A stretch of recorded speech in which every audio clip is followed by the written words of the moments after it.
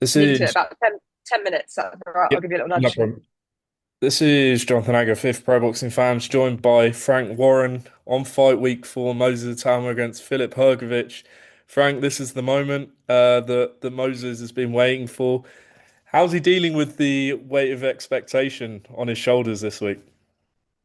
Well, touch wood, up to now, he's dealing with it very well. He's only a young man, as we all know. He's only, 21. He's only had 14 fights. He's only had, I think it's 32 rounds of professional boxing in the ring, and he's in the spotlight in a big way. He's gone from signing up to fight Hergovich in a interim fight to being elevated to a world title fight, which gives them incentivizes both of them even more.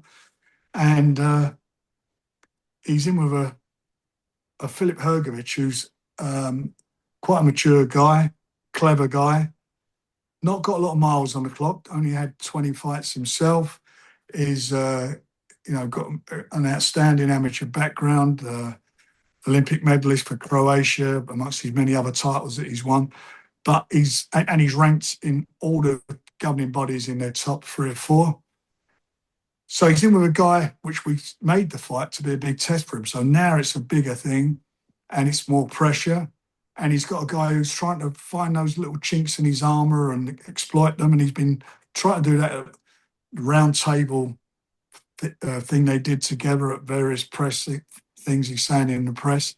And I said to Moses, on the night, it'll be even worse because you'll be in the ring with him and he'll be looking to basically old man you and bring all these skills, these wiles and everything to put you off your stride, make you feel you're in for a long night. You got 12 rounds in with a guy who's capable of doing 12 rounds, has done it, and and can punch. So for Moses, big step up, but we believe in him.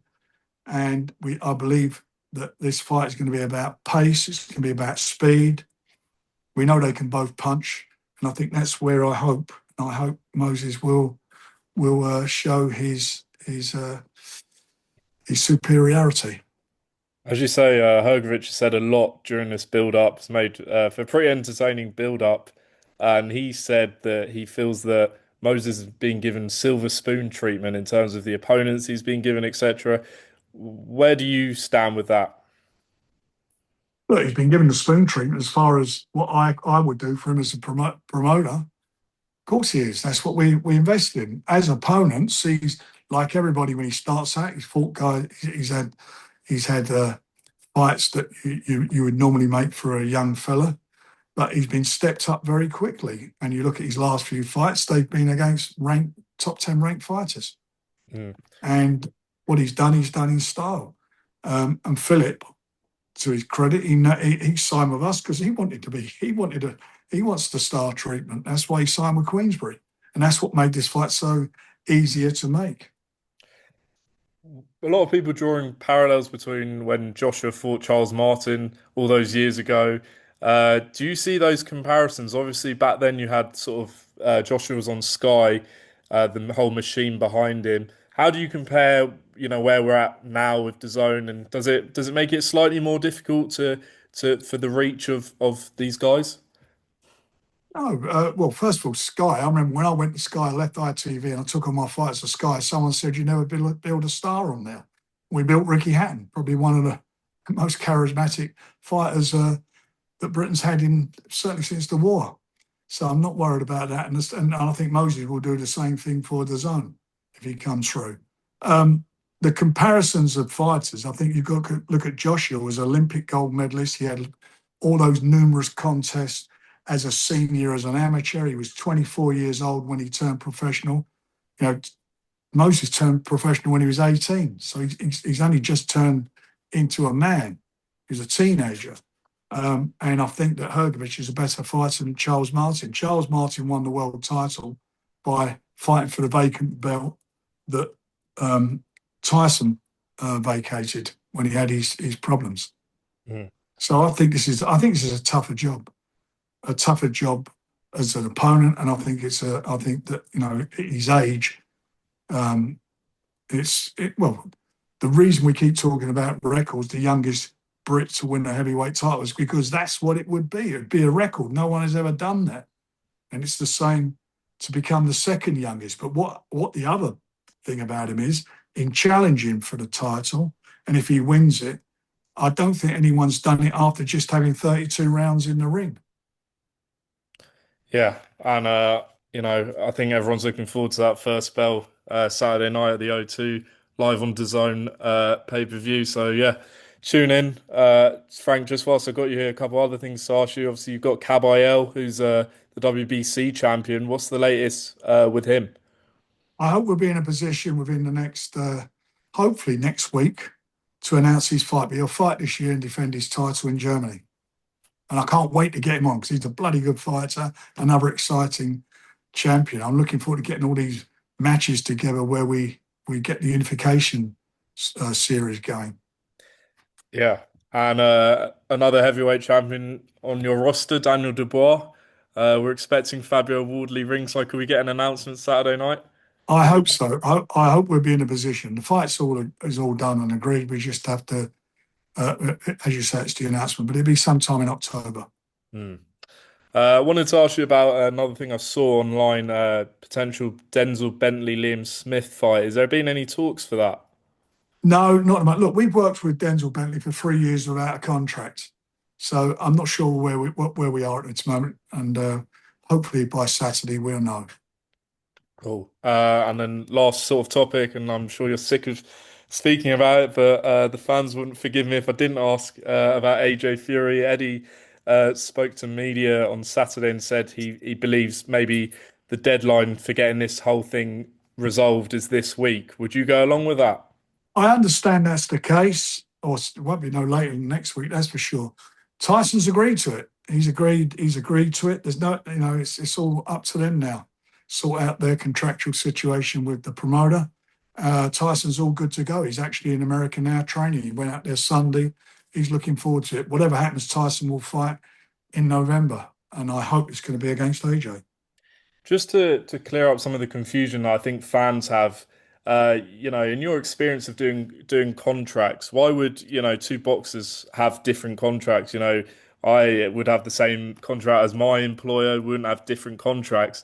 Like, who would normally, do the contracts in your experience, and why has it got to this? The people who are paying the money. Mm. And were you surprised to hear, or are you surprised that they both have different contracts in terms of the locations? Well, Tyson signed for the fight in January, as I've mentioned before, for the fight to take place in September because of AJ's tragic accident where he lost a couple of his friends and the awfulness of that. He then had another warm-up fight and Tyson agreed to push it back to November, and then this all transpired. And at that time, AJ, I don't believe, had signed for the fight. So eventually they did sign and he had his warm-up fight. Um, I don't know. I didn't handle that. All I know is that Tyson's good to go, and their business is their business. It's becoming very tiresome, very boring now. Mm. So they're either going to fight or they're not, and just get on with it. If it's in America, it's in America. If that's where the promoters want it to go. That's where they can only make it work. Then everyone's got to take a view on that and decide whether they're going to do it or not. Yeah, Tyson's made his mind up. He said, "I'll fight wherever." sure. He said that publicly. He said, "Let's just get it on here, and we will see." Look, this fight's over the years. I mentioned it on a couple of interviews this morning. The two biggest names in boxing, mega names of their time, was George Foreman and Ali. Massive, massive fight. Vegas, Madison Square Gardens, various places in America were all competing to stage the fight. It went to Zaire when Frazier and Ali had their third fight, which is a big, big fight again. Two Americans, same people all competing for the fight. That fight went to the Philippines, to Manila. There was the big fight, Joe Frazier. That went to Jamaica. Two Americans. It went to Jamaica. Our own Joe Bugner fought Ali in Kuala Lumpur. All these fights were iconic fights of their time, and some of these fights, at least three of them that I've mentioned, were huge fights. huge fights that today are part of sporting, not boxing, sporting legend. And the reason they went there was because that's where they financially made the most money. And these guys are the age they're at, and they made a decision. They're getting well paid, and that's how it is. I'd love to see it at Wembley. The fans want to see it at Wembley, but the reality is that's where we are. And it's, so at the end of the day, it's up to AJ whether it happens or not. Just lastly, Frank, is there any update with Zhilei Zhang? He had a little problem with a visa, but I believe that's been sorted, and I expect to see him out before the end of the year. Okay, brilliant. Well, tune in Saturday night, DAZN pay-per-view, or be there at the O2 for Itauma-Hrgovic. Any last comments on that, Frank? And Listen, don't miss it, because it's going to be, if this young man is what I think he is, and he comes through, this is going to be the start of a magnificent journey of a British fighter, a magnificent journey, and I think he could become a modern day great. there you go, Frank. Appreciate your time. Thank you. Cheers, my old son.